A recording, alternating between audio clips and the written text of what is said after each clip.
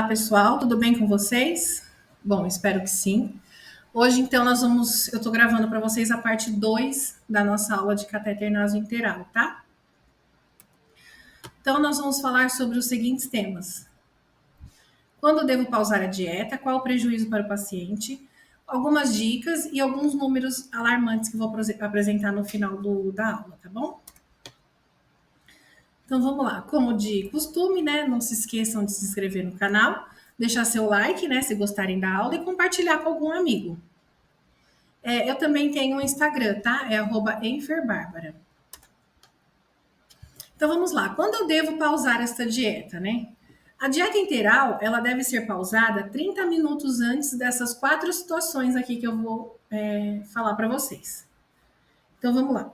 Antes de aspirar meu paciente, eu preciso pausar essa dieta. Por quê? O paciente que vai ser aspirado, ele pode apresentar reflexo de tosse, pode querer vomitar.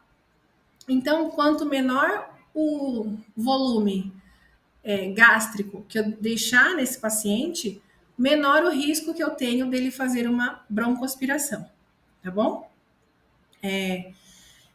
Eu dou aula de residência, né? Então eu costumo passar por vários hospitais. Então, a maioria dos hospitais que eu passo, geralmente é esse protocolo, tá? Por isso que eu trouxe para vocês. Nesse último sábado, eu fui dar aulas, né? E eu e as minhas alunas pegamos bem na hora uma físio que ela foi aspirar o paciente, né? O paciente estava entubado e ela não pausou a dieta, né? A dieta correndo e ela aspirando. Por que isso é ruim? Como eu falei, se o paciente vomita, ele com certeza vai broncoaspirar esse conteúdo gástrico e vai fazer uma broncoaspiração. Então, é o nosso dever orientar a nossa equipe. Antes do paciente fazer VNI, né, que é o item 2. Porque a VNI, a máscara trava aqui no rosto do paciente. Então, o ar entra com muita pressão. Isso causa desconforto e pode causar náusea e, mais uma vez, esse paciente pode vomitar e broncoaspirar esse conteúdo. Então, é sempre importante pausar a dieta antes da VNI. Terceiro ponto, banho no leito. Paciente que vai tomar banho no leito, em determinado momento eu tenho que deixar ele em decúbito zero para que eu movimente esse paciente no leito para que eu possa dar este banho o mais eficaz possível. O que acontece? Quando eu deixo o paciente em decúbito zero ou quando eu vou movimentar o paciente, ele pode vomitar ou esse conteúdo pode voltar, né, em forma de refluxo, e esse paciente pode broncoaspirar esse conteúdo e, mais uma vez, fazer broncoaspiração, tá?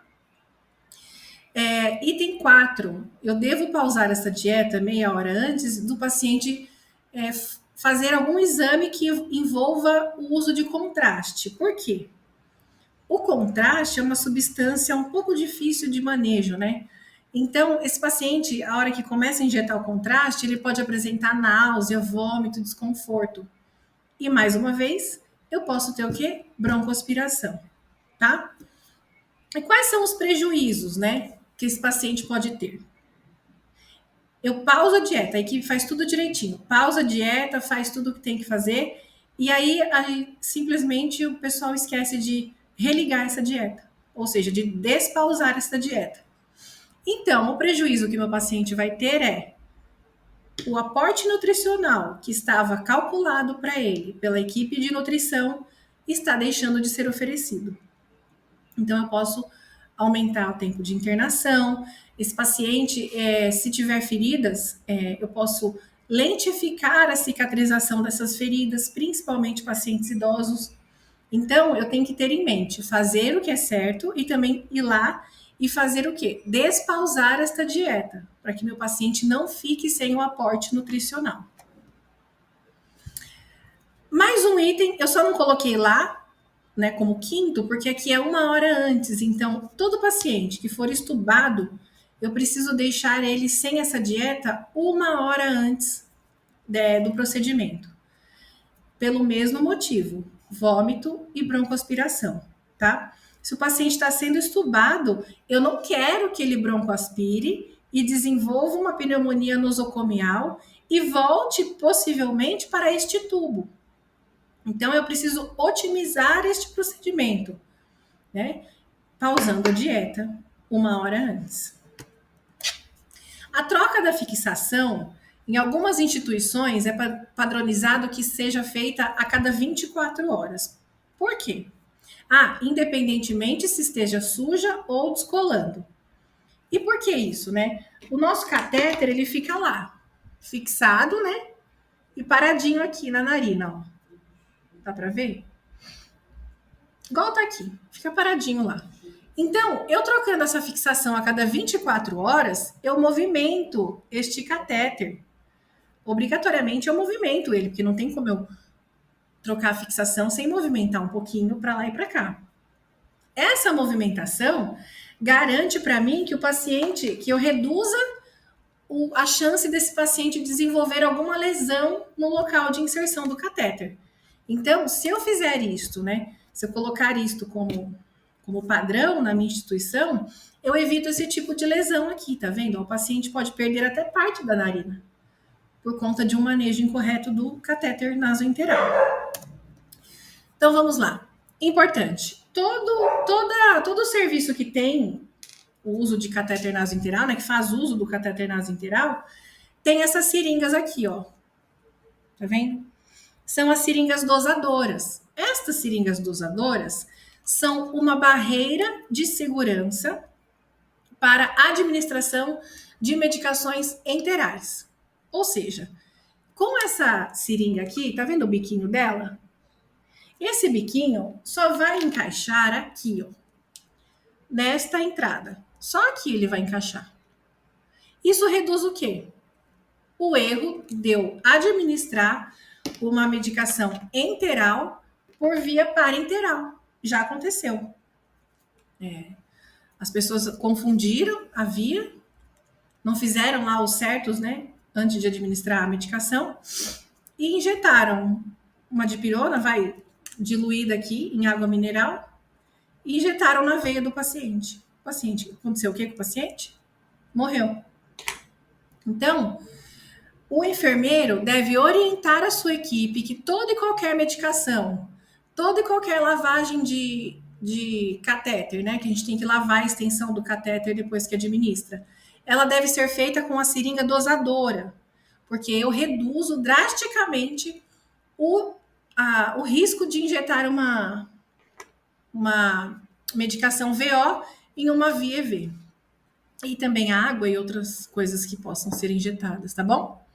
A fixação, como eu falei, trocar a cada 24 horas, mas se sujar e se descolar, tem que trocar antes. O equipo da dieta, ele é sempre assim, diferentão, tá? E ele também deve ser trocado a cada 24 horas. Tanto o equipo quanto a dieta do paciente. Na minha instituição, quando a gente desconecta por algum motivo essa dieta do paciente, essa dieta toda é jogada no lixo, tá? Ela não fica lá aguardando eu reconectar. Eu devo jogar a dieta e o equipo no lixo, tá bom? E lembrando, toda dieta em ambiente intra-hospitalar, ela deve ser administrada na bomba de infusão contínua, a famosa BIC, tá? Nunca em equipo gravitacional.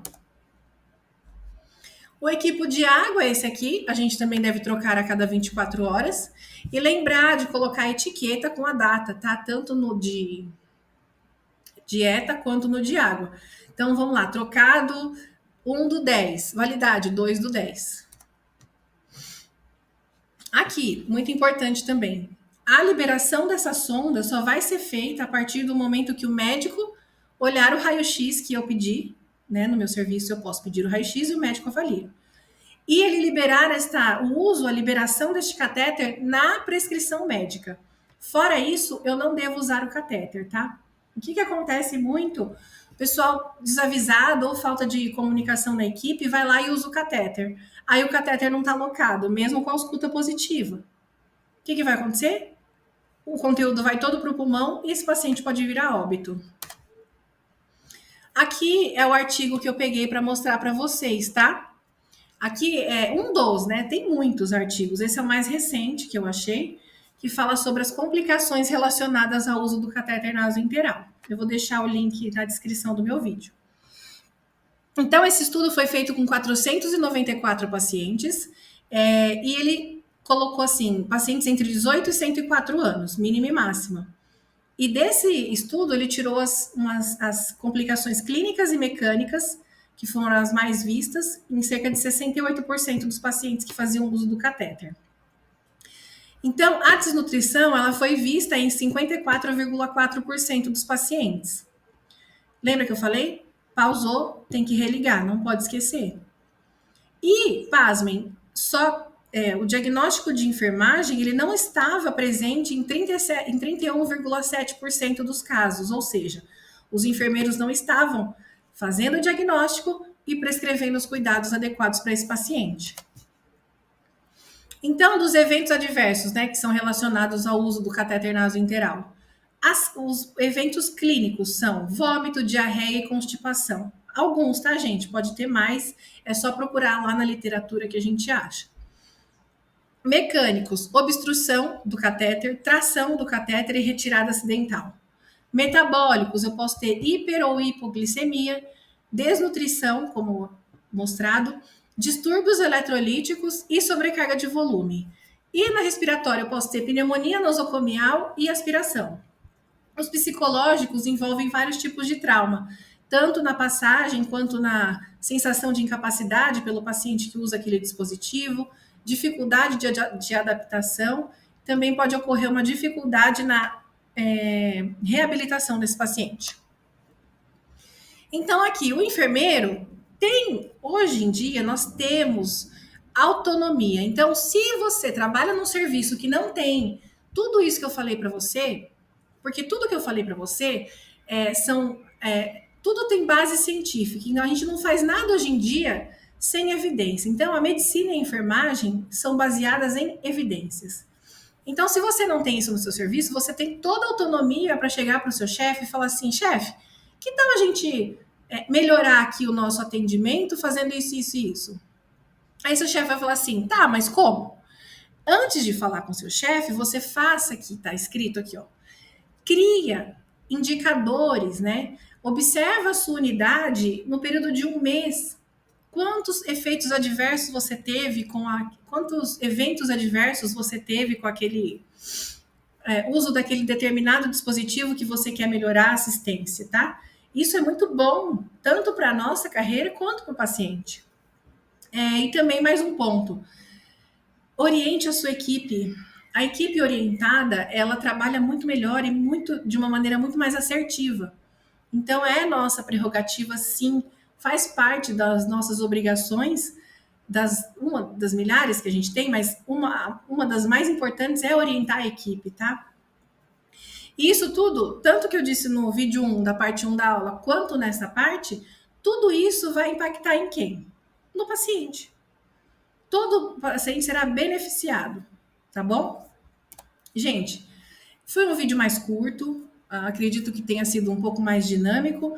Eu agradeço, né, por você estar assistindo. Então, se gostou, não esquece, deixa seu like, se inscreve no canal e compartilha com seu amigo, tá? Um abraço a todos, até a próxima aula.